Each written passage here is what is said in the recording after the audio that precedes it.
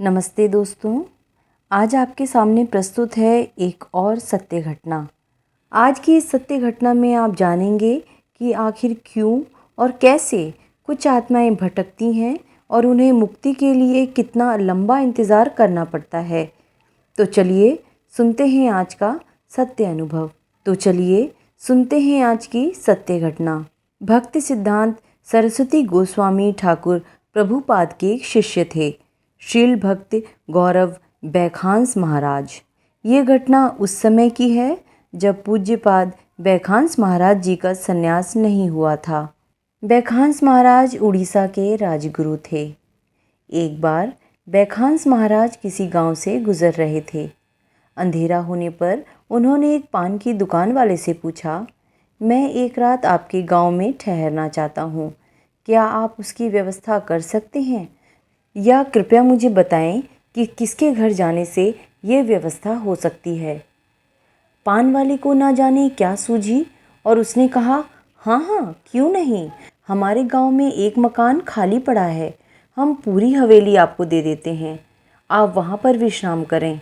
आप थोड़ी देर यहाँ प्रतीक्षा करें, मैं उसकी सफाई इत्यादि की व्यवस्था करवाता हूँ। कुछ समय प्रतीक्षा के बाद पूज्यपाद बैखांस महाराज जी को वहाँ ले जाया गया और एक कमरे में उनके रहने की व्यवस्था की गई। एकादशी का दिन था और महाराज जी का नियम था कि वह एकादशी को सारी रात माला जाप करते थे। महाराज जी उस हवेली में हरे कृष्ण महामंत्र का जाप कर रहे थे कि आधी रात में कमरे में कुछ डरावनी सी आवाज़ें आने लगीं। महाराज जी स्थिति को समझ गए, क्योंकि उन्होंने शमशान घाट में अमावस की रात को भूत सिद्धि की हुई थी, इसीलिए वो ज़रा भी नहीं घबराए। गरजते हुए स्वर में बैखांस महाराज ने पूछा, कौन हो तुम, क्या चाहते हो? आवाज़ आई, मैं तुम्हें खा जाऊंगी। महाराज जी ने कहा, मैं ब्राह्मण हूँ, ब्रह्म हत्या करने से डर नहीं लगता तुम्हें? आवाज़ आई, मुझे क्या डर, किस बात का डर? महाराज बोले, पहले जो तुमने पाप किए या आत्महत्या की, उसके कारण तुम्हारी ये गति हुई, और अब ब्रह्म हत्या करने से जानती हो क्या होगा? मैं तुम्हारा कल्याण कर सकता हूँ। अब अगली आवाज़ में कुछ नरमी थी। उस आत्मा ने कहा, मैं इस घर की मालकिन थी, इसी कमरे में मैंने आत्महत्या की थी। आत्महत्या करने के कारण मुझे यह प्रेत योनि प्राप्त हुई। मैं बहुत परेशान हूँ। कर्मानुसार भूख लगती है पर खा नहीं सकती, प्यास लगती है पर पानी भी नहीं पी सकती। महाराज जी ने कहा, क्या करने से तुम्हारा कष्ट जाएगा? उस आत्मा ने कहा, आप बहुत बड़े संत मालूम पड़ते हैं, यदि एक एकादशी का फल भी मुझे मिल जाए तो मैं इस योनि से मुक्त हो जाऊंगी। महाराज जी ने कहा, चिंता की कोई बात नहीं, आज एकादशी है, मैं सारी रात हरि नाम करूँगा, तुम हरि नाम सुनो। प्रातःकाल होने पर महाराज जी ने दाहिने हाथ की हथेली में जल लिया और संकल्प मंत्र पढ़कर एकादशी का फल उस घर की मालकिन के निमित्त प्रदान कर दिया।